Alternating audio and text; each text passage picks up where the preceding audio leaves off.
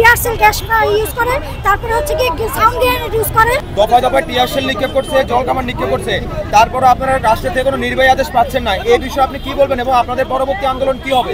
এটা আমরা বারবারই বলেছি, এটা হলো উদ্দেশ্য প্রণোদিত ভাবে সরকারকে বিব্রত করার জন্য একটা চক্র।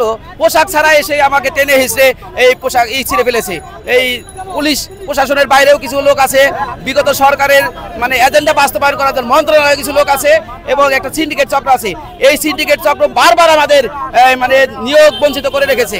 প্রত্যেক গণবিজ্ঞপ্তিতে আমরা আবেদন করি, একই প্রতিষ্ঠানে বারবার আবেদন করি, তারপরে নিয়োগ দেওয়ার সময় আমাদের আবেদন দেওয়ার সময় যোগ্য, এরপরে বলে দেন যোগ্য শিক্ষক পাই নাই। এই যে প্রতারণা করে বিগত সরকারের শিক্ষামন্ত্রী দীপমণিও আমাদের সাথে প্রতারণা করেছে, নভেল প্রতারণা করেছে, প্রকান্তর আমি মনে করি শেখ হাসিনা সরকারও আমাদের সাথে প্রতারণা করেছে। কারণ এটা হলো 64 জেলা থেকে নিয়োগ বঞ্চিত করে রাখার যে সিস্টেম দুর্নীতি, এটা কমন সেন্সের বাইরে। এই কারণে সাধারণ মানুষ বুঝে না এই জিনিসটা কার্যক্রম থেকে তারা 2 লক্ষ টাকায় সনদ দেয়, 6 লক্ষ টাকায় সুপারিশ পাইয়ে দেয়। আমরা অন্তর্বর্তীকালীন সরকারের সর্বশেষ আমরা 1 থেকে 12তমদের জন্য কোনো সমস্যা নেই, কিন্তু 13তম থেকে পরবর্তীদের জন্য একটা গ্যাজেট হয়েছে। সনদের মেয়াদ 3 বছর এবং এমপিও নীতিমালা অনুসারে যারা মামলা করে টিকে আসবে তারা হলো এমপিও পাবে। এখন আমাদের 1 থেকে 12তমদের জন্য ওই নিয়ম নীতি, সর্বশেষ নিয়ম নীতি আমাদের উপরে চাপিয়ে দিয়ে আমাদের সুপারিশও করছে না, এমপিও তো হবেই না। সুপারিশ না হলে এমপিও হবে কিভাবে? এটা আমাদের সর্বশেষ এই যে সলিসিটরের মতামত আছে, 1 থেকে 12তমদের সনদের মেয়াদ 3 বছর, এটা প্রযোজ্য নয়। এবং ইতিপূর্বে 1 থেকে 12তম কিছু বিচ্ছিন্ন মানে যেসব ছাত্রের টিচার কম ওইসব ছাত্রের নিয়োগ হয়েছে, এমপিও পেয়েছে। সুতরাং 1 থেকে 12তমদের নিয়োগের ক্ষেত্রে এটা কোনো বাধা না।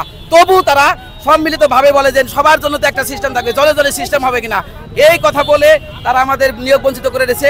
আমরা বারবার আন্দোলন করেছি, বারবার এই দৃষ্টি আকর্ষণ করেছি, কোনো সুরাহা পায় নেই। বিগত 17 তারিখ এবং 17ই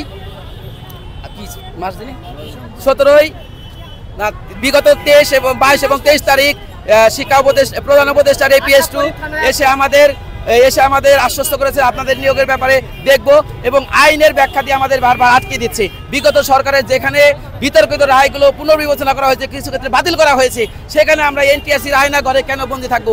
NTRCর এই জিম্মি অবস্থা থেকে আমরা মুক্তি চাই, 1 থেকে 12তমদের মুক্তি চাই।